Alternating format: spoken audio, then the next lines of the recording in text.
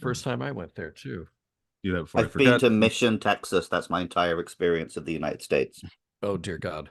What restaurant did you end up in where they plied you with lots of insane food? I went to various restaurants, but I went to Luby's. Boobies. Never heard of Never that. heard of that. It's like a family, like a sit down, like you go in with a tray and you get food and sit down like diner, but it's really popular with the Mexican crowd, which is who I was with. Gotcha. I had fried chicken and it was so sweet. Like Hmm. I'm not accustomed to the amount of sugar in your food. No, that happened yesterday. My mom had brought like this chai tea mix or for Christmas or something. Anyway, so my wife's making that. You want chai tea? I'm like, that sounds good. And we get it. It's like just a sugary mess. We put some milk in it, and it's still like powdery and it's like the wrong kind of sugar. So you get used to drinking tea in Japan, of course, and that's Yeah. I guess no longer acceptable. Even having grown up in the South as I did, I was not raised on sweet tea. I do not like sweet tea. You know, every now and then when I'm there, if it's been years, I'll take a sip kind of to like remind myself if I still don't like it. And guess what? Spoiler, I still don't like it. So I don't Drink a get lot of if it as a kid, that but is I a couldn't thing. now. Yeah, yeah. I never got into it, but I like unsweet tea, but for some reason unsweet tea makes me really sleepy. Like if I drink a bunch of Oh, unsweet tea, I'll just have to take a nap. I don't know why. interesting.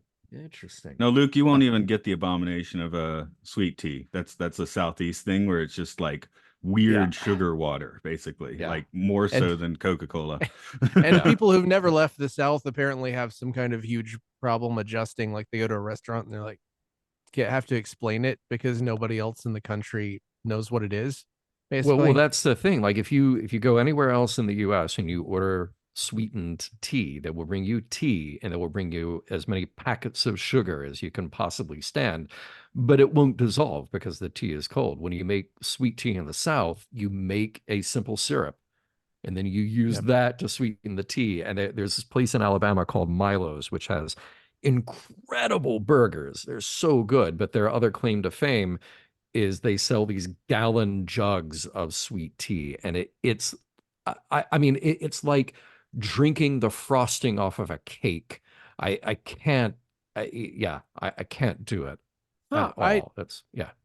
I've had those gallons of tea, but I had no idea there was a restaurant attached. I learned something. Oh, you've I had didn't. Milo's? You've had Yeah, Milo's tea they before? sell Yeah. it. Yeah, they sell it here. They sell the lemonade is Oh, more what I end up buying because I like okay. lemonade better than tea. Their lemonade's pretty good. You just get a gallon jug of lemonade, Yeah. you know.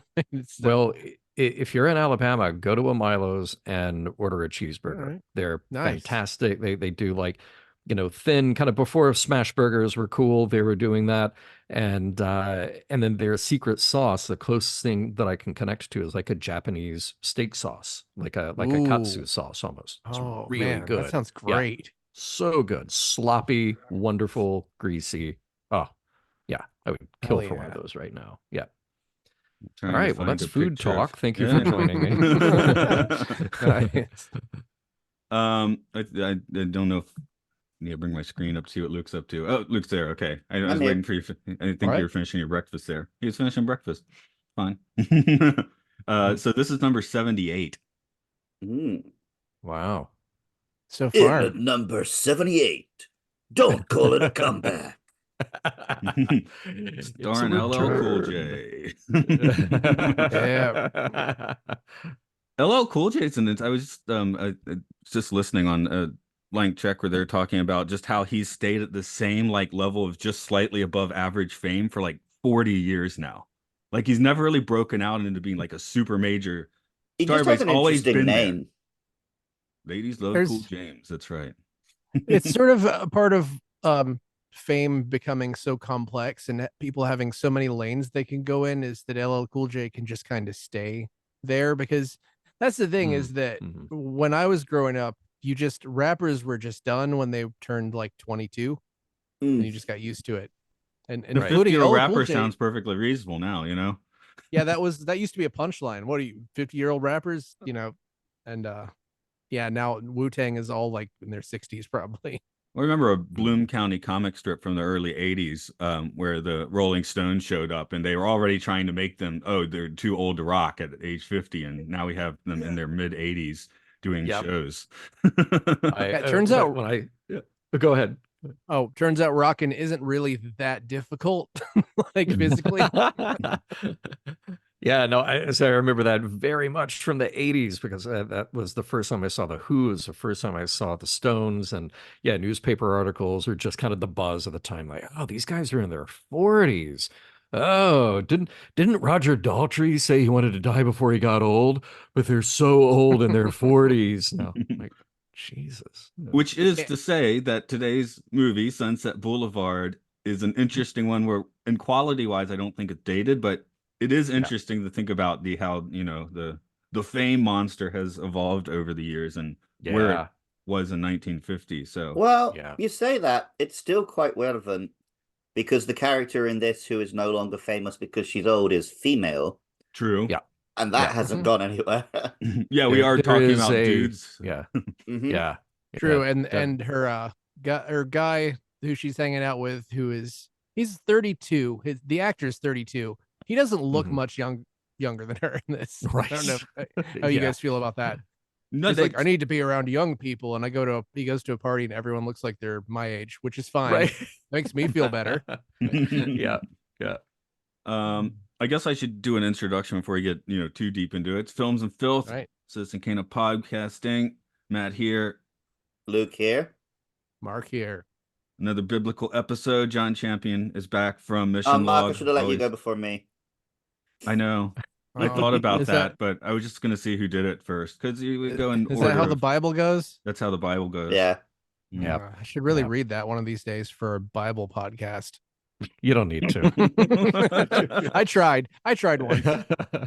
That's what we're doing after Films and Filth, chapter and verse. See, I 9-inch nails and never mind. Go ahead. See, I'd prefer to go through the Zachariah and Sitchin books about the Anunnaki and just pretend that has like a heavy cultural resonance like the Bible as you go through it. That would be fun. I know enough about that to know I probably don't want to read that either. It's good science fiction. Okay. If you read it as science fiction, it's not bad. Okay. Yeah. Where were we? Yes. Sunset Boulevard, Billy Wilder.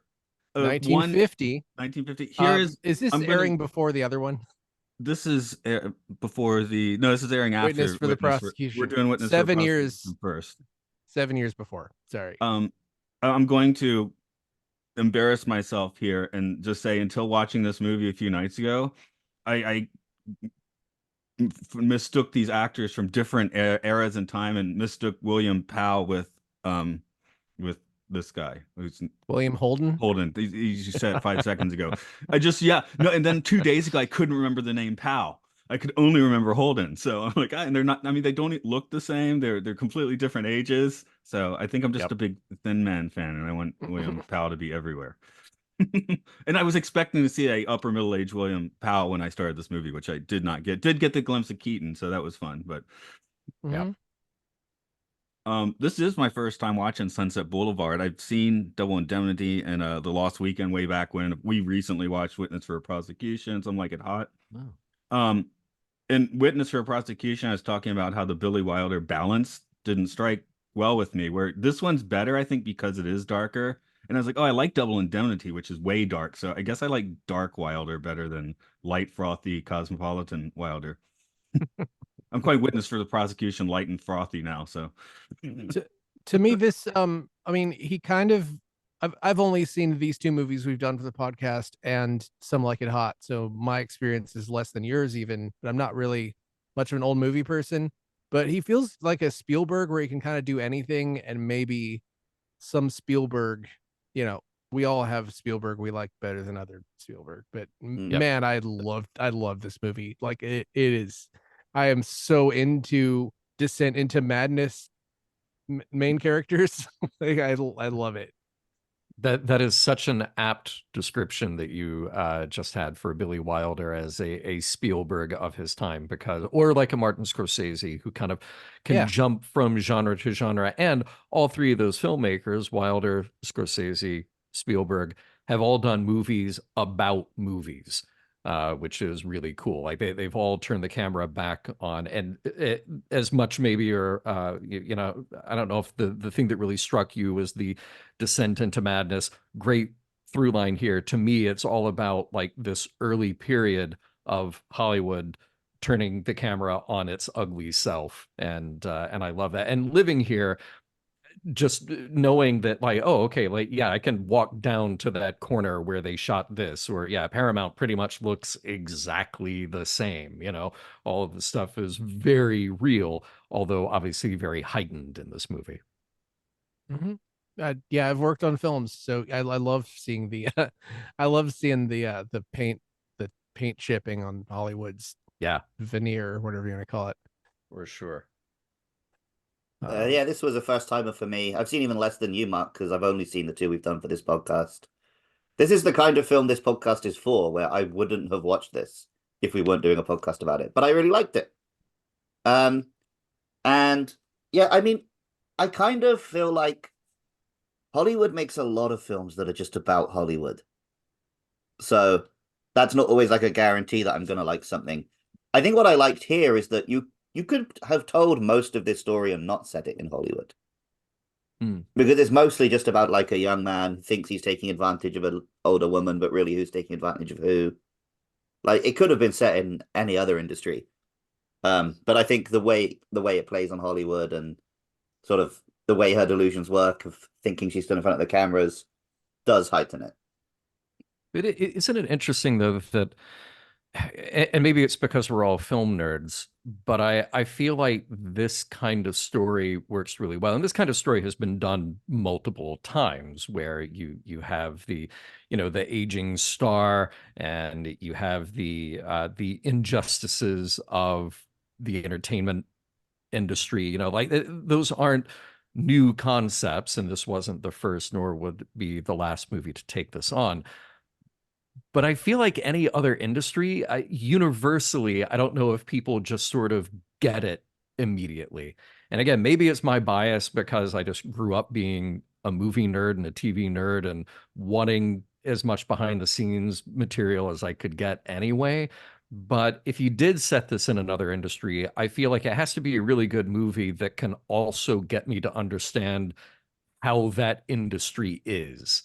You know, there aren't many other industries where I feel like, oh yeah, I immediately get it, what it's like to be on the inside of that industry. I immediately get what it's like to be, you know, a cab driver or a restaurateur or whatever. You know, there's something about this. It just feels like you can say to anybody, yeah, it's a movie. It's a Hollywood movie about Hollywood and the corruption thereof and a fading star, and just go, oh yeah, of course.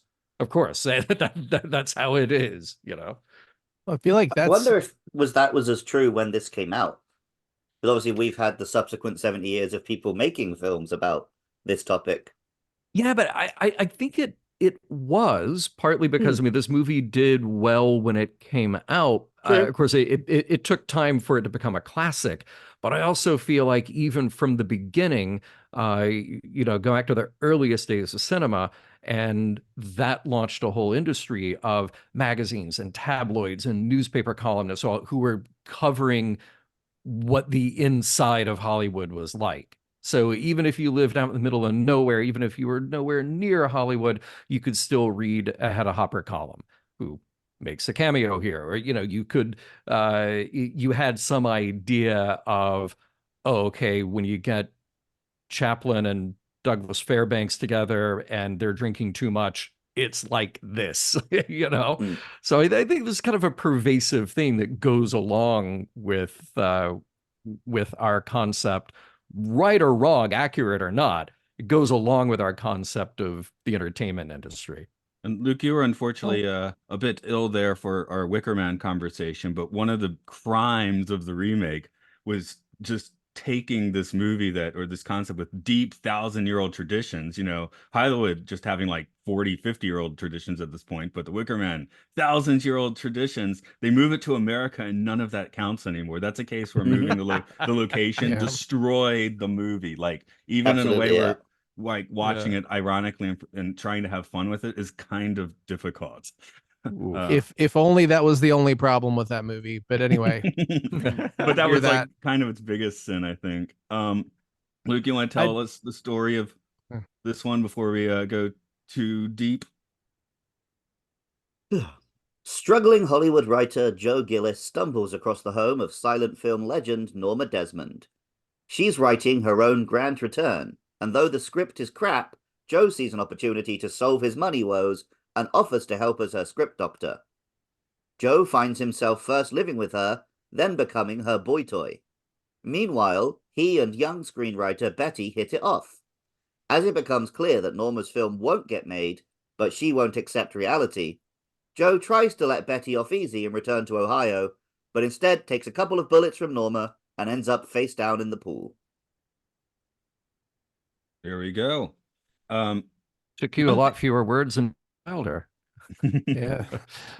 I was going to say, I think that part of why this works as a movie about Hollywood is just because the level of fame you could achieve at that time can lead. I mean, it still can lead to insanity, even though people arguably are less famous in Hollywood now. But also, I just have this theory that rich people are fun to write. So it's sort of like why we have Batman movies, just infinite Batman movies. I don't think it's necessarily only because Batman is popular, but because Batman has effectively infinite money.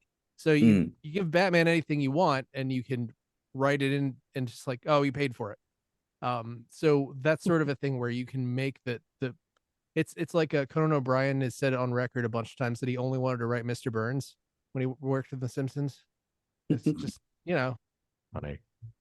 Something I find interesting in this is the like going on to IMDb or whatever and looking at the genres they tag on this. And same thing with Witness for a Prosecution. That's an interesting like interzone that Billy Wilder's movies sit in because it says black comedy. Well, I'm like, it's not really like a comedy. It's like it's funny in the way like a P.T. Anderson film is funny now, but we don't call those comedies, And then it's film noir, which okay, guys starting face down in a pool.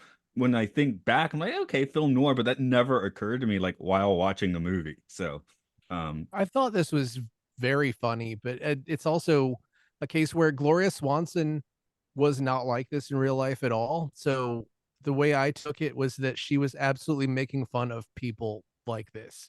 So because of that, there was always this little bit of silliness behind it that made it really compelling to me. But also, it kind of made her get typecast the rest of her life, which is, I don't know if that's ironic or something else, but the little wiki dive I did, it sounds like she only made a few films after this.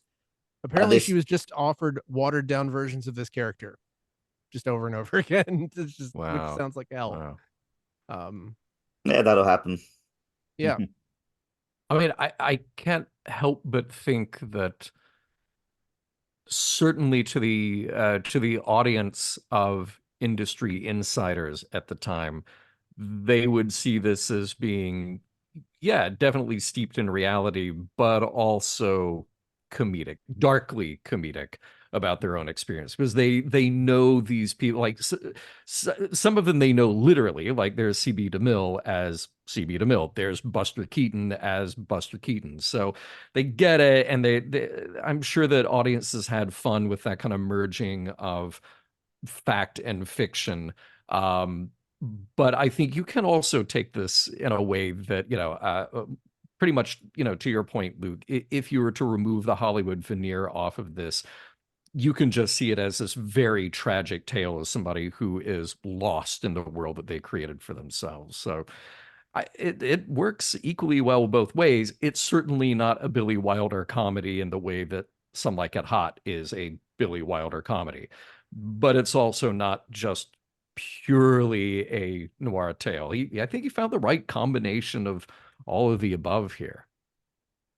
I think I she remember. kind of weaponizes her age in this because through her acting, she's able to actually look much younger and look much older depending on the scene and insanity Mm, level. So Yeah. I think that's one of the bits of genius in the performance.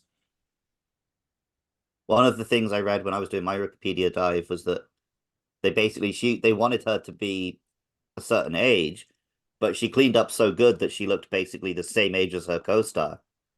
And they were like, Makes "Well, sense. don't use makeup to make her look worse. Just try and make him look younger." So maybe that's why Mark ended up with feeling like, I don't know, I don't quite understand why he doesn't want to be around her, but he does want to be around these guys, sort of thing. I Well, mean, she I think That's real star power. certainly, I mean, yeah, surely pride has a lot to do with it, and also Oh yeah. not wanting to be like have all your moves controlled, which is well, yeah. 20 minutes in, I paused the movie and actually just started. I'm like, this is the same story as Dracula. And I looked, and there were a few articles where people had made the same. Yeah, I made that comparison. That this is wow, I hadn't thought about if that. you think about it, Renfield showing up or whatever and getting trapped in the house and asked to do this job and Wow. literally having his life force kind of taken as she adopts him as a boy toy, right? So instead of vampirism, it's boy toyism. Damn. All right. I did not think about that either. But That's, yeah, I'm not the yeah. first. I was like, I can't be the first person to think about that. But and I found two reasonably decent articles that were postulating the same thing. Wow. It also reminded me a lot of Lost Highway and Mulholland Drive, which I mean, of course, David Lynch was inspired by stuff like this. Sure. Sure. I'm music minded, so I had running through my head a lot while watching this was the Velvet Underground song "The New Age" and the David Bowie song "Songs of the Silent Age," both of which are very on the head about this sort of thing. But yeah, they were just kind of playing on a loop in the back of my head as the movie was going. So I was actually thinking of there's a Twilight Zone episode, which I'm guessing was very heavily that inspired was by going to this. come up. Yes. Yep. Yeah, where she Yep. eventually walks into the screen at the end. Uh-huh. Yeah, Yes, because John was it's on that funny, episode.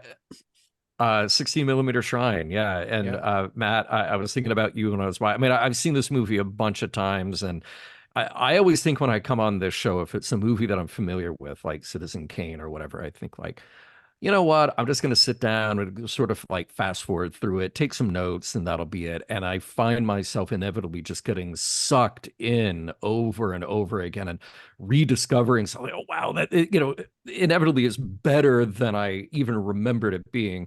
This one being no exception to that because it is a terrific movie. Um, but I was thinking about our conversation about 16 millimeter Shrine. And when I got to the end of this movie, knowing full well that this is not our Twilight Zone discussion, I got to the end of this and I thought, who did go through the Twilight Zone? Was it Norma Desmond? Was it Gillis? Or was it somebody else? And I was putting those questions in my own head as if I were you. If we were doing And that, I guess I would put Gillis in the going through the Twilight Zone trip, and then you say Twilight Zine? Yeah, he said both words Twilight pretty Zone. good. Wow. Zone trip. Is this like the German version or the yeah? What are we doing? I think they call this The East Twilight Coast Zone. mushmouth. So here's a weird one I just looked up. Same composer of that episode and this movie. Brilliant, Nice. Franz Waxman. brilliant, nice. When they say Wow. same composer, does that mean Twilight Zone just reused the music from this movie? It might actually. It could be. I'm- It honestly could be. Yeah. It was like episode 3 or 4 though, so they still would have been in the Yeah.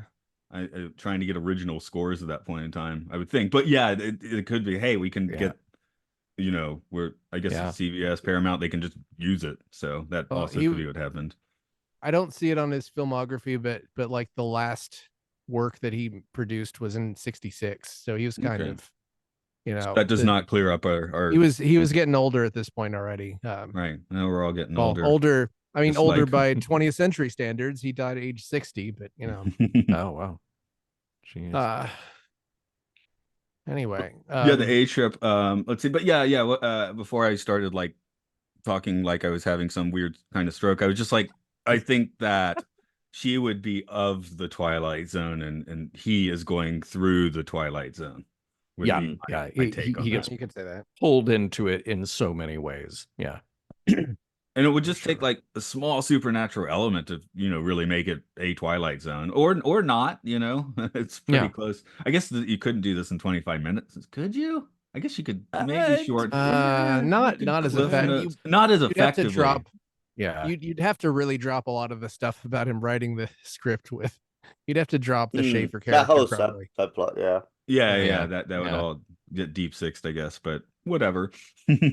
Which works great because that plot feels like a regular Hollywood movie, and it's like he keeps getting just pulled away from it. Yeah. It's like a regular life is trying to suck him in, and he just can't. I love a film that can do that feeling where there's whatever wild thing is happening, and occasionally you get little glimpses of the character's real life, and they're less and less attached. Mm-hmm. I could only think of one example right now, and you're all not going to like this. In the film Twilight, Hey, when Go Bella's on. when Bella's on her way, like she's driving out of town, escaping the vampire, in like the finale, she drives past like all of her regular normal human friends doing normal human things. And that's one of the shots in that film that I remember thinking, oh, that's pretty well done. Where like she drives past and it's like she's just looking out and there's real life. But here she is in this vampire nonsense instead. And I think this film did a really good job of every now and then he checks in with like his friend Archie or Betty, and he's like, where have you been? What have you been up to? And then he can't explain because he's basically living with Dracula at this point. Yeah. Vampira? Can we make her Vampira? Sure. It's like, I want to be with young people, and he walks into a room and everybody's like singing Auld Lang Syne in front of a piano. Right. I mean, that hasn't aged super well, but again, 1950s young people. yeah. Well, versus 1950s old people who are literally 50. Yeah. Yeah. Well, he even says at the end, there's nothing wrong with being 50. I You know, want to pretend you're 25. Yeah. Right. That's it. Right. The movie does such a good job of giving that it never sends her into full villainy, well, until the end, which is, she does shoot him. Yeah, but I mean, until the end. it's great that she gets that moment where everybody does like her. It's not all in her head, which is, I mean, I guess that's part of the tragedy, because that's part of what sends her down the shooty hole. But that's a bad way to put that. Murder hole. Murder. I mean, then she has attempted suicide to make him an emotional hostage, right? Yes. That's pretty villainous, and that's the kind of crazy you want to stay away from, for sure. Right. And the opposite situation with Michael Jackson, where Bubbles the chimp is still alive. Now he's 40. He's older than Luke. He might be bigger than Luke. He's like 185 pounds or something. You're probably in that ballpark. I don't know. I have no idea what I am in American numbers. I saw a picture of him. He looks like a gorilla. He's just like a big hoss now. So good for him. Happy over 40th birthday, Bubbles. Well, I hope that when it's Bubbles' time, that he gets as emotional and thoughtful a send off as Norma Desmond's pet monkey here. It's a really touching scene. Yeah, I was gonna say Monkey Funeral was a notable. That's when you're in black comedy territory. Yeah, I was like, and I don't think we really get a proper Monkey Funeral again until somewhere in the Planet of the Apes saga. So this really broke some ground with that in terms of monkey funerals and cinema. In a way, isn't every funeral a monkey funeral? Good point. You have a point. Yeah. Well, Mark, you and I just did the Space 1999 where they're what is the Leo McKern's Tabor? No, Leo McKern's crazy character. He's the ship Gwent, where Gwent is making them like eulogize this person they don't know harder and harder. He's like, say more, you're not doing it strong enough. He calls him his companion, and then when he gets shot off into space like Spock or whatever, and he just goes, companion. So that was my favorite recent filmed funeral, but Monkey Funeral, I'll slot that in like right after. It was pretty entertaining. The other stuff, I mean, when she's doing her little Charlie Chaplin impression, I mean that is charming, right? So it is but it was weird still as hell, and the weird as music hell. matched it. But it's that her that trying to be whole charming.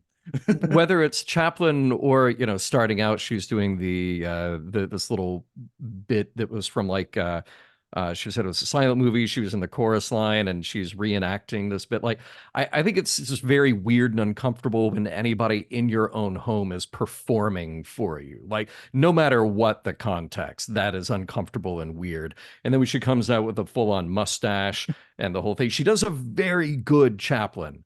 It is extremely good.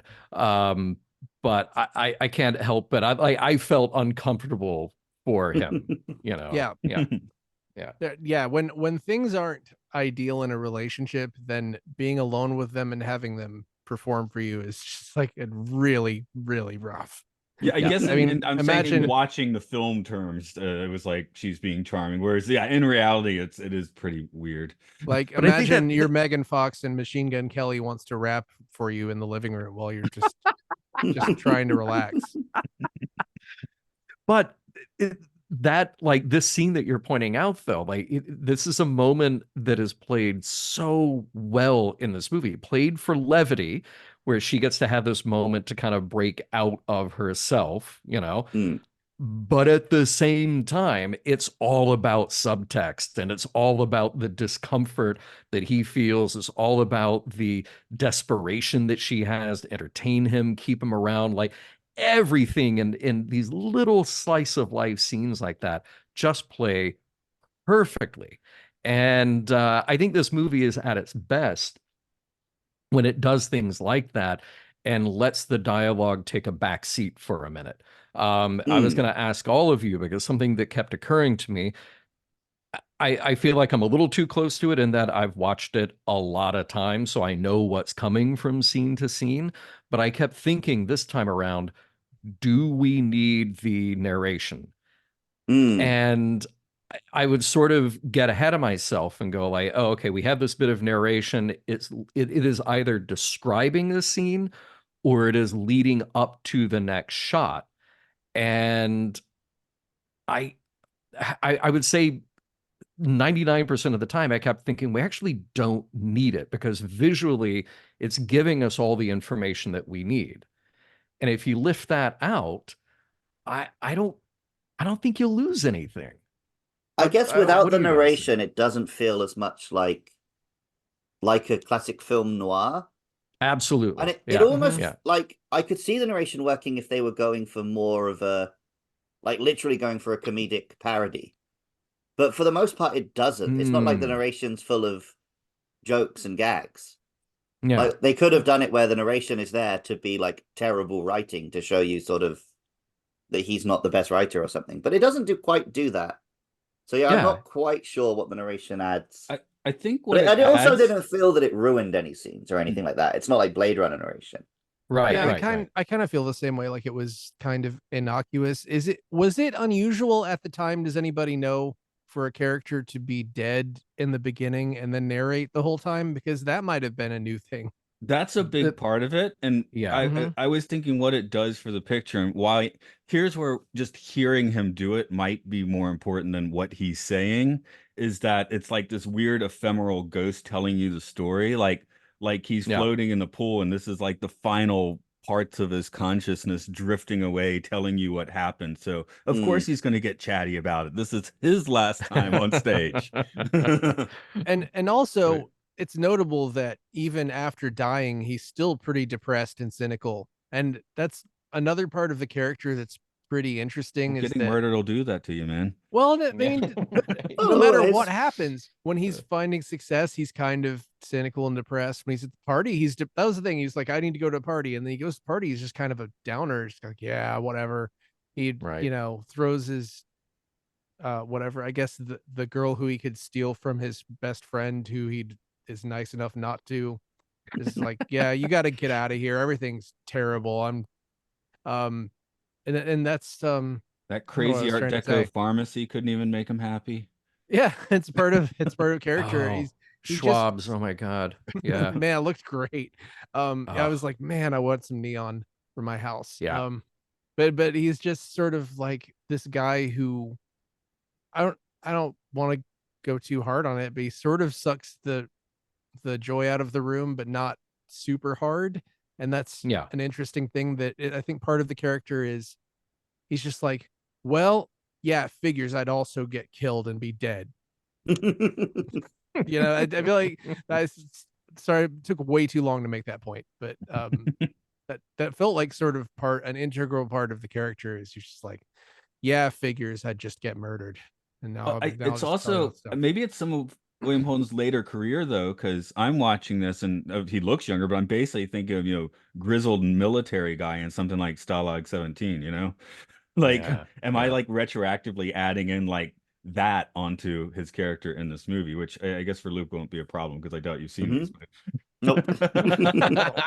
I mainly remember him from Network, which I don't know how many of you seen Network, but it's a masterpiece. I don't know why that's not on our list, to be honest. Yeah, it's ridiculous. It not? Wait, it's not in the top 100? Are you kidding me? It's probably one of those ones that's like 8.1. It's right off it. Okay. I mean, you would think it's right off it, but 8.3, there are like so many 8.3s. Like Jurassic Park, I think, is an 8.3. And the lowest. I knew that was coming up as soon as we started talking about films that went on the list. To rub salt in my wounds. So don't worry, Luke. Jurassic Park is statistically better than Network. Yeah, it's got dinosaurs in it. Does that work? Maybe we'll take a month to drop in and see what's changed on the list, and then that'll give us an excuse to do Jurassic Park at least. There you go. I mean, we just do the next 100, whatever. We're the masters of our own domain. We just put it in there. Are we the masters of our own domain? We gave it up to a list. Yeah, you're gonna pretend you didn't move the list around a little bit. Right, right. Only the bad list. Oh no, I changed the list and I changed it back a little bit, but then I screwed it up changing it back. But the one I used is the paper one, which is the original one. So everything went according to plan in the end. Sorry, that confused everyone that just listened to me say it. Yeah, no one who listens is as invested in the list as you are. I just wanted to like force you to explain something that didn't matter. Okay, anyway, that's cool. That's done. So, what do I have to talk about here?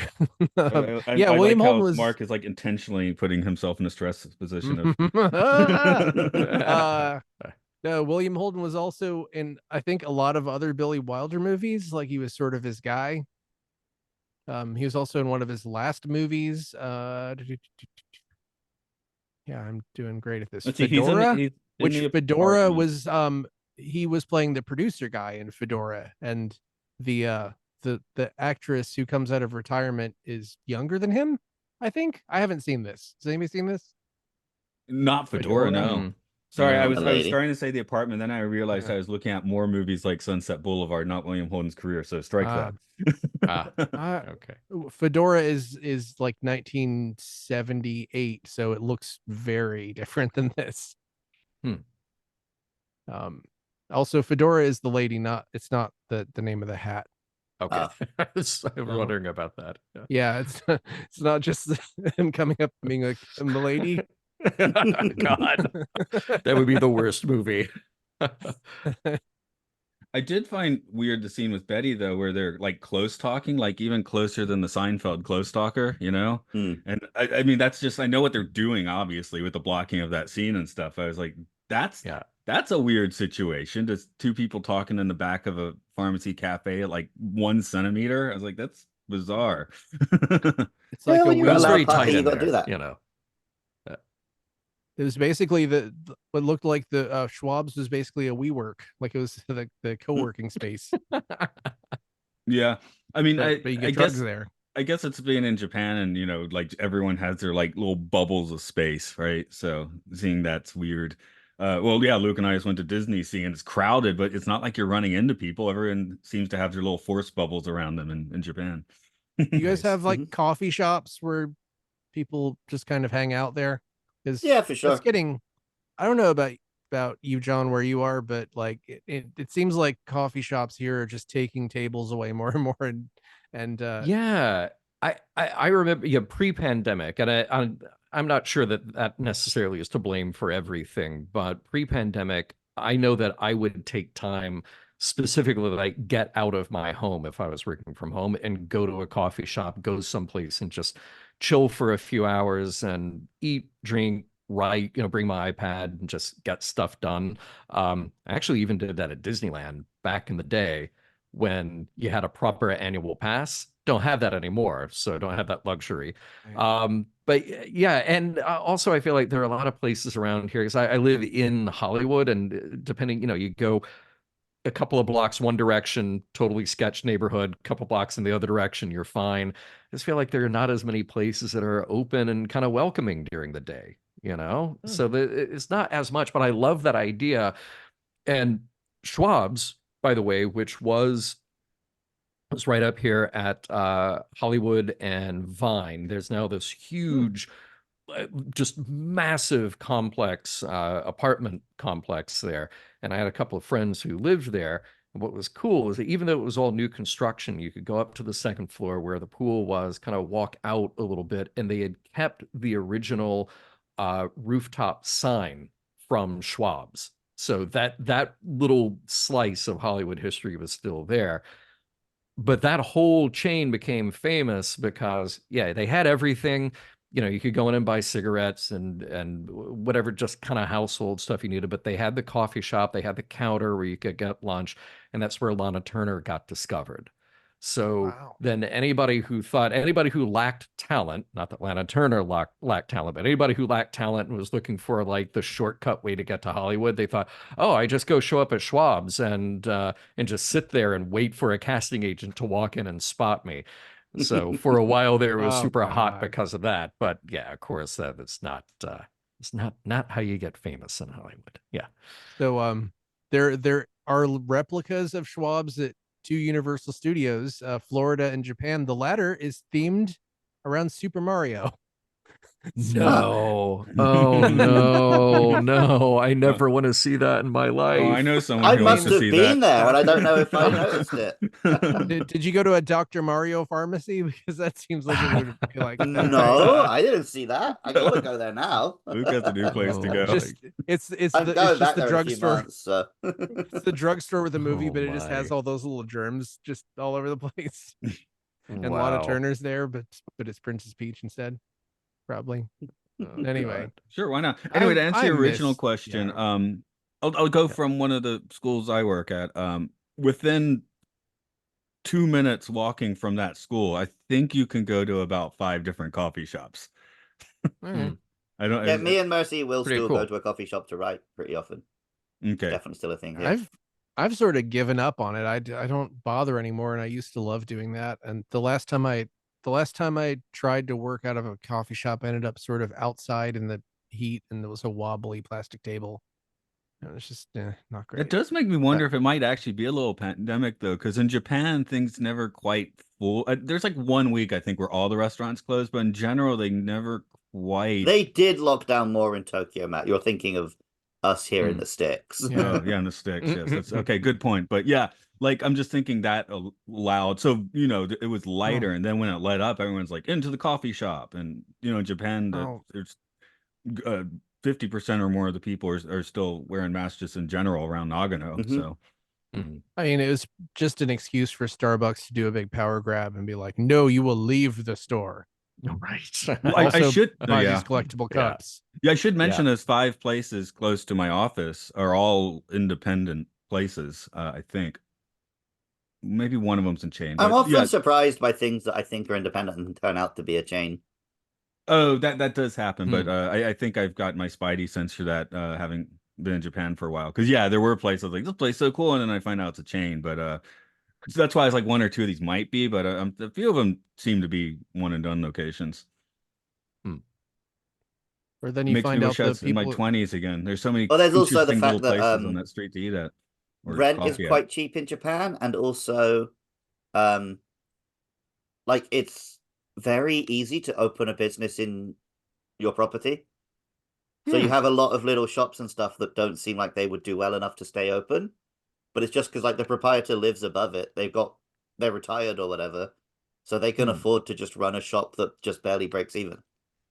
So it's quite easy to have a little independent coffee shop in a way that I think in like Britain and America, it's probably not anymore. And they're not very into zoning laws, so you'll just have a mishmash of everything on top of each other. Mm-hmm.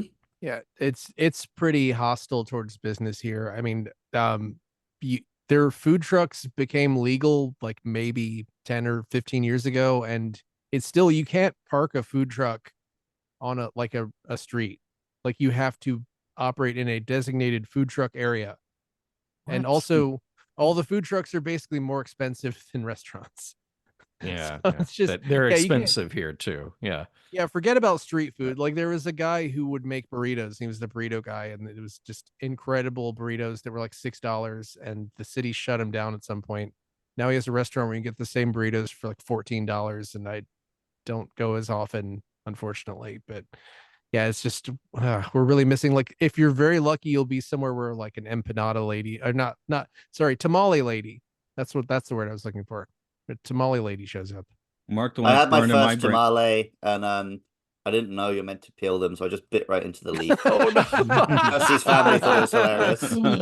No, we all do that. Don't worry. Yeah. I'm sure I did that when I was younger. Mark, my main American street food memory is still spending an hour with JD and his sausages back in the day. Oh man, I think he ended up like retiring, or somebody stole his recipe or something. I don't remember. There was some kind of drama with him. I think he's back now, but I don't know what his deal is. Okay, good sausages in Athens, Georgia. Anyway, Yeah. Shout out to JC's Kitchen, the legendary meat tent in Bath, England. Nice. meat That, tent. that sounds Yeah, like a it just wholly sounds like- English euphemism. Yeah. No, it's literally just a guy who sells meat out of a tent. He sells Okay. Cool. wraps or bubble and squeak, but like Oh, I it's love just bubble and it's squeak. just Yeah. luck if he's gonna be there or not on the day you go.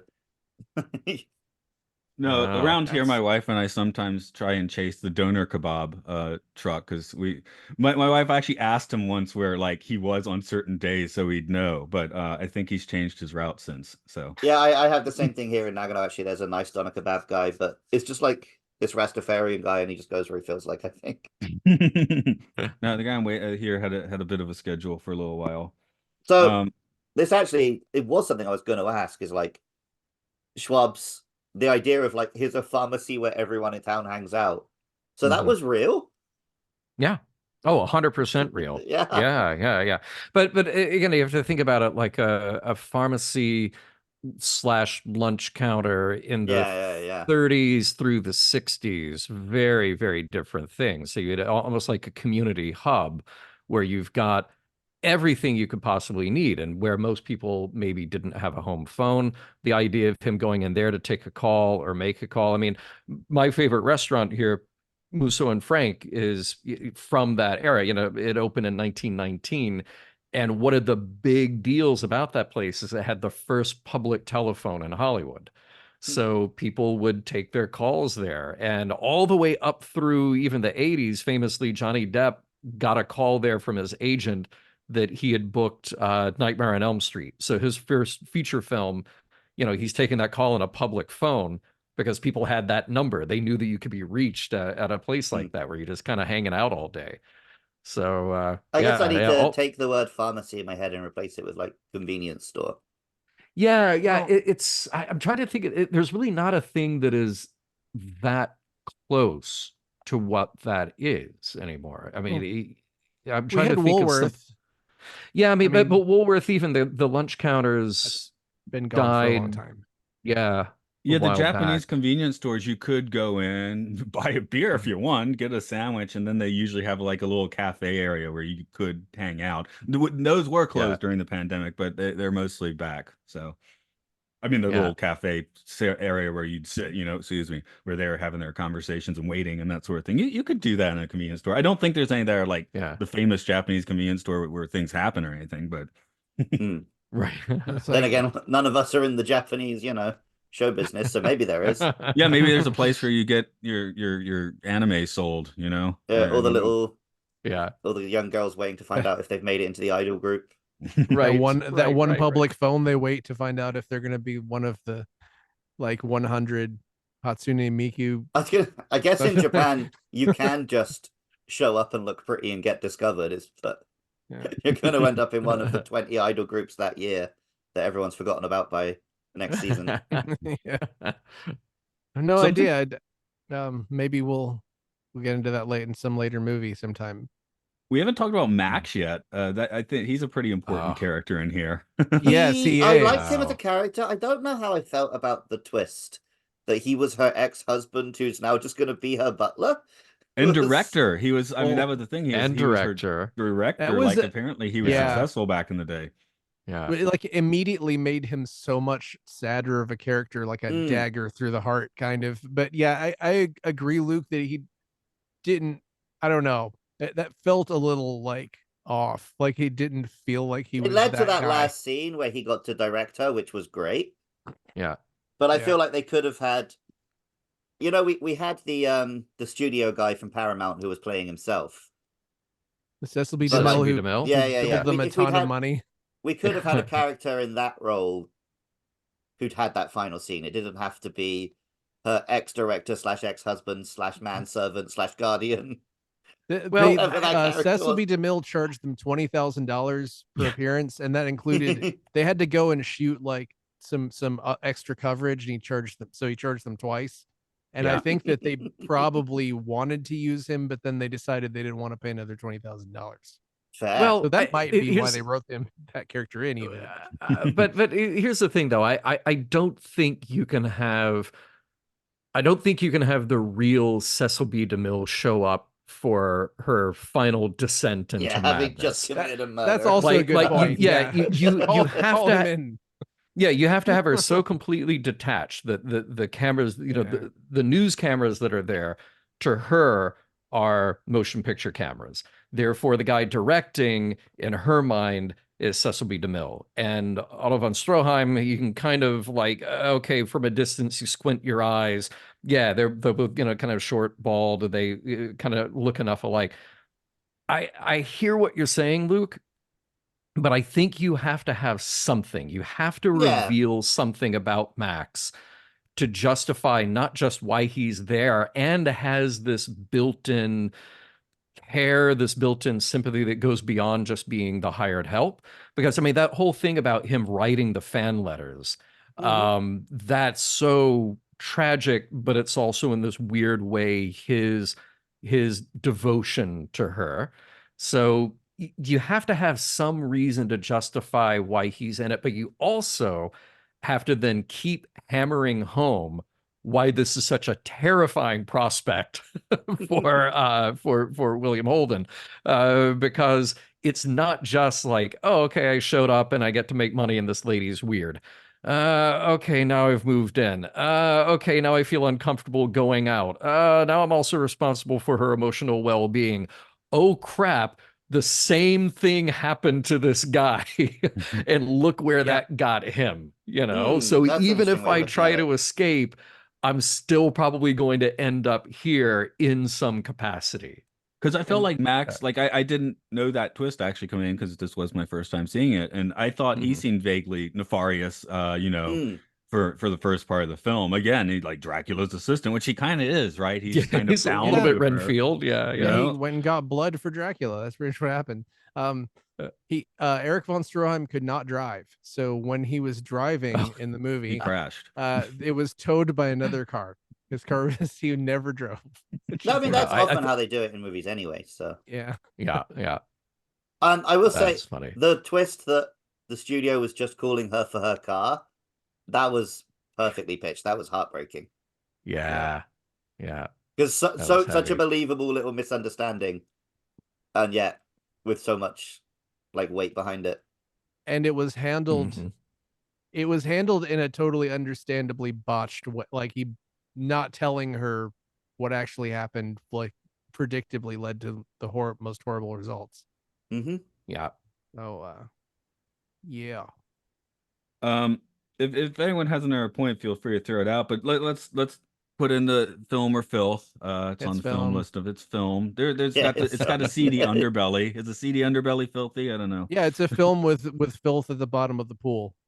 Yes. Yeah, and a dead guy. Probably a film about the filth of film. Okay, that works it out. That that came too quickly. I'm still sitting here looking for 1-star reviews. It's really interesting that I mean, compare this to Singing. We haven't compared this to Singing in the Rain yet, which is an interesting comparison. It's kind of where that's sort of an optimistic view of the beginning of talkies, and this is sort of a dark view of the end of silent movies. Yeah, know. if you look at them side by side, it feels like Singing in the Rain is like borderline hiding something. Yeah. Like it's really polishing something up, which is actually quite unpleasant. But yeah, that's the two sides of making films about Hollywood, right? Now you can make Babylon, which is a film that I like, but when I think about it, I'm like, it's covered in elephant poop, probably because you see a lot in the first 5 minutes. So Which colors the Filth. entire film doo-doo brown, I guess. Yeah. I still haven't seen that. That said, it's very good, but yeah, kind of intense. I'm glad that you liked Babylon. I really like that movie a lot, but I also recognize the many flaws that it has, and I feel like a friend of mine described it perfectly. He said it feels like a movie that what's the director, Damon. I'm made always Whiplash. I know that. yeah. He said it feels like a movie he couldn't quite get his arms around. And I'm like, yeah, that's the way to put it. I didn't dislike it. In fact, I found many scenes to be incredible in that movie. But just something about it didn't quite come together, as opposed to this movie where I feel like it all comes together really brilliantly. Couple of things that I feel like we didn't hit on too much was really the age issue. I feel is not only weird from our point of view in 2024, looking at what felt old versus what felt young in 1950, but definitely the sexist component of that, which we hope is better, but isn't necessarily better. Yeah, not much Because better. that whole concern about the aging is so directed at her. But here's Cecil B. DeMille, who is well past Older, 50 in this movie, and yet he's working, he's on top of his game. He's on one big movie, soon to move on to the next. He's doing fine. Apparently the men in this movie are going to be just fine unless you get shot in the back and land in a pool. So that's one thing that is very complicated about this when you put it into context of then versus now. I feel like the other thing that's really so unique and interesting, particularly in the Hollywood exploration that this movie does, is that I want to choose my words carefully here because it'll come across as sounding like gross and crass and unfeeling. But there is something to be said about just the way that industry marches on and doesn't necessarily owe everybody in its wake. So Norma Desmond has done extremely well. She says she's worth $1 million. She's got oil fields somewhere north of LA that are pumping out a profit for her. She lives in this house that she has not kept up any longer. The studios still exist. Her abilities, her talent, maybe her ability to work with others, maybe her psychosis started earlier on. For whatever reason, she is not employable at this point. I don't necessarily think that is the fault or the responsibility of everybody around her. That is not Cecil B. DeMille's responsibility to fix. At the same time, there are a lot of people who don't show her sympathy in a really constructive, meaningful way here. Like we get that little bit of tinge, that little bit of sympathetic, heartfelt thing at the very end where people are sad to see her end up this way, but that's not the same as people actually reaching out to help her during her life. So I have these really mixed feelings about like what exactly is the message here? What exactly are we trying to land on, except that well, here's the industry that chewed her up, spit her out, and that's really sad. And somebody died in the process, and see you next year for whoever the next star will be. So there is this very dark, sad current to it. But I also think that I don't think that this movie necessarily is setting out to demonize the Hollywood system. There is that element there for sure, but I don't think that's necessarily like a message here. I don't know I saw a quote what from do you guys the make of director. Someone asked him like, "Oh, is it a black comedy?" And I it? think his answer also answers your question. He said, "No, it's just a picture." Right. Interesting. And that might be But it. I don't Yeah, know if they. I don't it's think they just a set out picture. to say anything. Yeah. And I think often Well, the films that have the most interesting things to say are not because they, well, like Betty here, right? She's like, "Oh, a film should have a message. It should say something." Hmm. But like when you make art, you say something whether you want to or not. Yeah. So it's not about good point. going out to say something. It's about you just make the art that's in you and it says what it says. And I think Yeah. it's your interpretation is as valid as someone else's interpretation. I Fair. mean, how much of the Kubrick, legend comes from the fact that the guy basically didn't want to talk about what his films meant, Yeah. Well, Yeah. Yeah.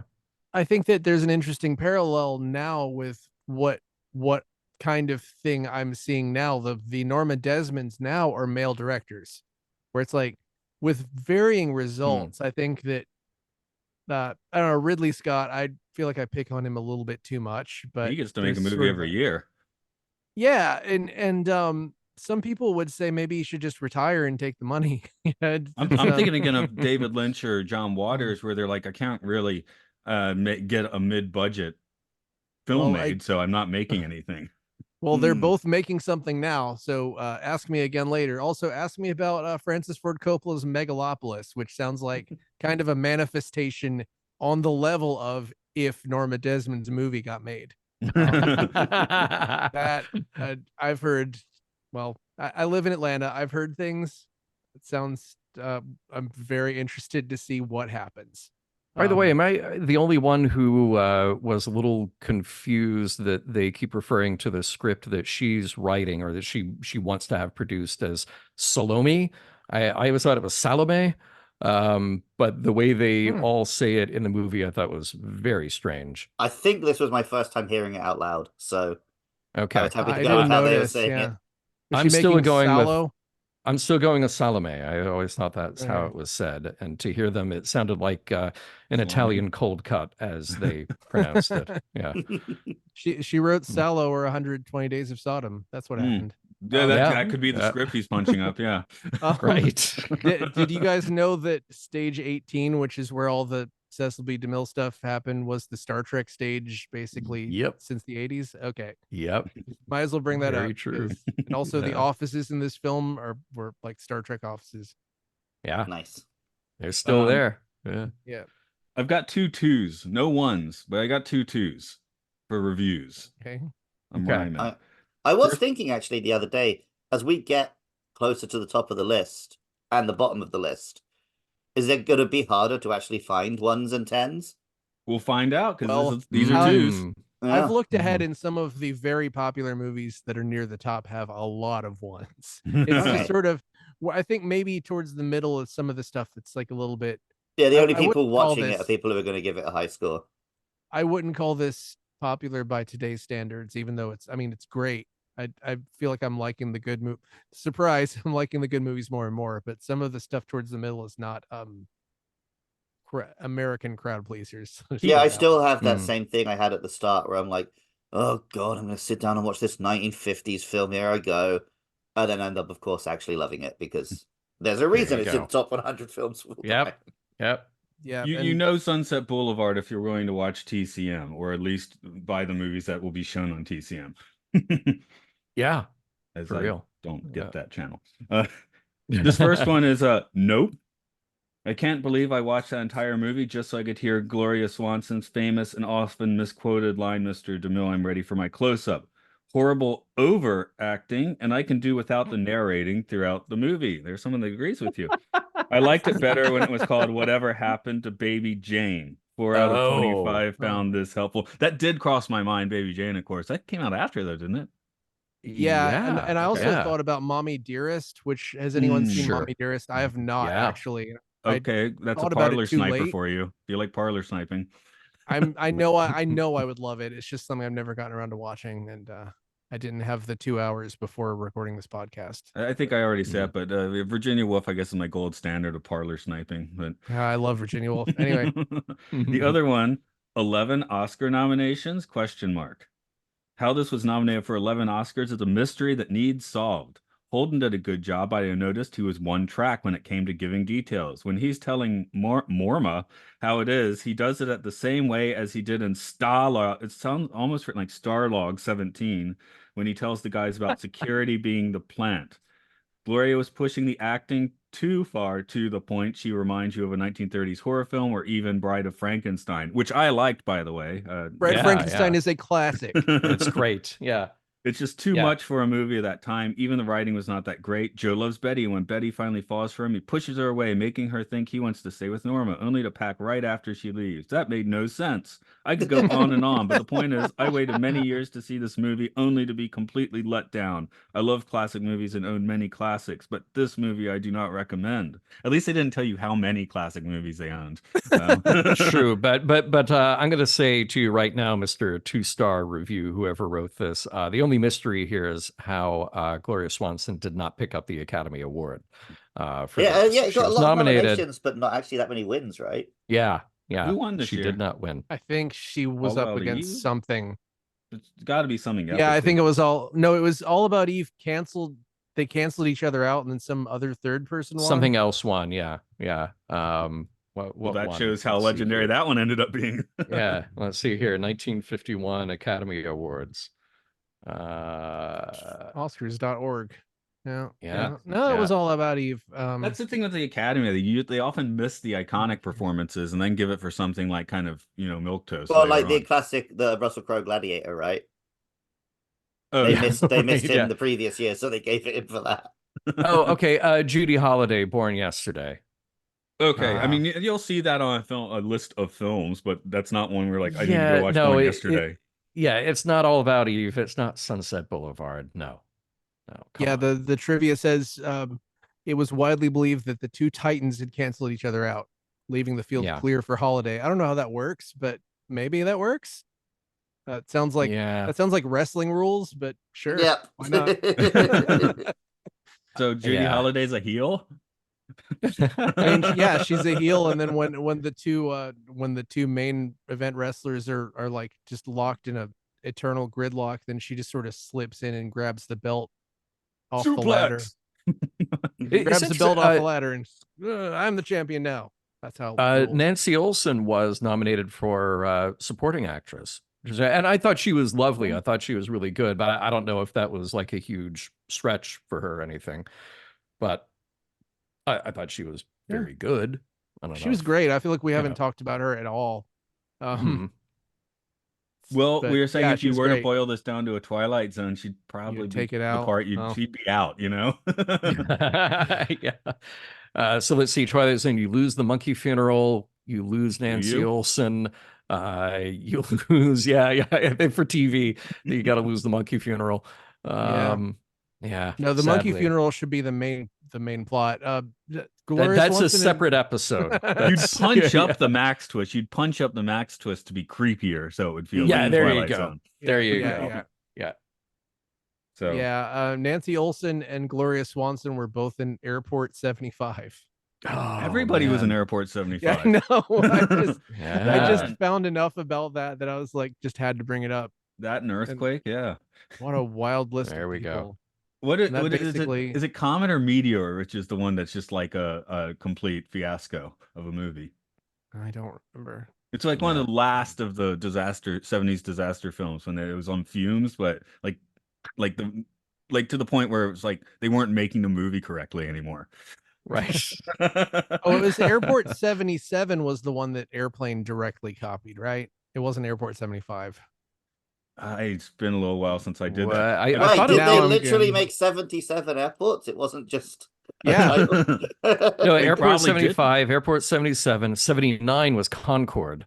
That one I thought was aged poorly. Yeah. I don't know what happens in it, but it aged poorly.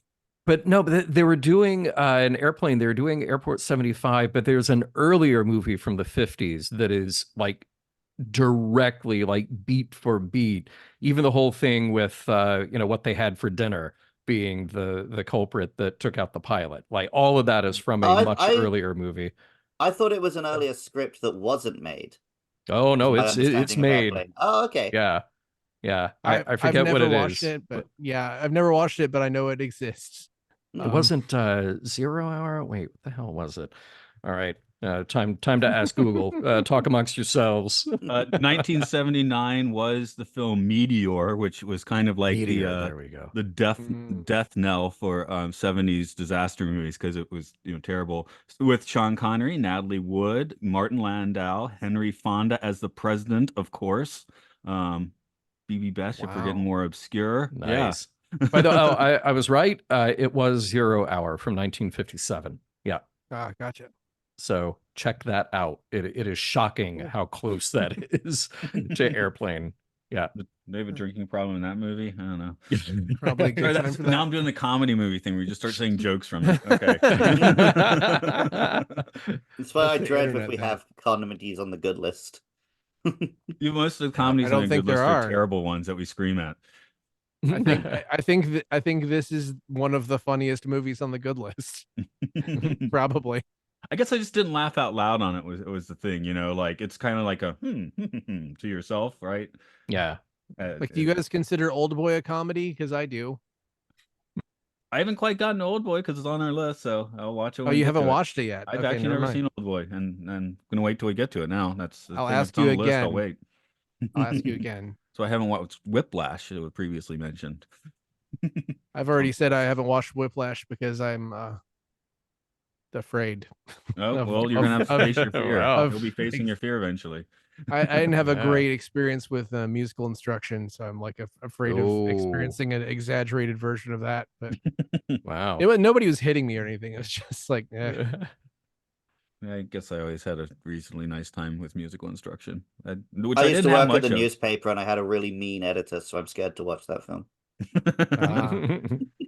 But you'll watch Spider-Man. That's fine. That was Thanks for explaining the joke, Matt, for the listeners who didn't get it.